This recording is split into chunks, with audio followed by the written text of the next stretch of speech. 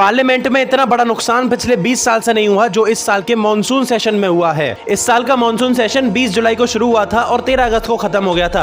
अगर आपको लगता है कि पार्लियामेंट को रन करना तो ऐसी छोटी मोटी बात है, तो आप सुनिए कि पार्लियामेंट को रन करने में 2.5 लाख रुपए पर मिनट का खर्चा आता है। और इस साल के मॉनसून सेशन में पार्लियामेंट का 117 आवर्स का वर्किंग टाइम वेस्ट हो गया सिर्फ इन अपोजिशन के एमपीज की वजह से। ये जो हंगामा कर रहे थे पार्लियामेंट में, डिस्कशन करने ही नहीं दे रहे थे और इसकी वजह से ही 175 करोड़ रुपए का लॉस हो गया। इस साल के मॉनसून सेशन में लोकसभा की प्रोडक्टिविटी सिर्फ 19% आई है, जो पिछले 20 साल में सबसे कम है, और राज्यसभा की प्रोडक्टिविटी सिर्फ 39% आई है, जो parliamentary affairs minister Kiren Rijiju ने खुद कहा है कि इस सेशन की प्रोडक्टिविटी बहुत कम आई है सिर्फ अपोजिशन के एमपीज की वजह से, क्योंकि वो पार्लियामेंट में डिस्कशन करने नहीं दे रहे थे। इस मॉनसून सेशन में 12 बिल टोटल पास हुए हैं दोनों हाउसेस में से, और उसमें से एक बिल पर ही डिस्कशन हुई है दोनों हाउसेस में, और बाकी के 11 बिल तो ऐसे ही पास हुए हैं बिना डिस्कशन के, जो बहुत गलत चीज है। क्योंकि अगर रूलिंग गवर्नमेंट पार्लियामेंट में कोई भी बिल इंट्रोड्यूस करती है तो अपोजिशन का काम ही होता है कि उस बिल में अगर कोई भी खामियां हैं तो डिस्कस करके बताएं। ये नहीं कि अनपढ़ गंवारों की तरह हंगामा शुरू कर दें, डिस्कशन ही ना करें, सबसे मेन इंपॉर्टेंट चीज। अब इसमें भी कांग्रेस के अंधभक्त कमेंट्स में मुझे ही गाली देंगे और मुझे ही बीजेपी का दलाल और फालतू चीजें बोलेंगे।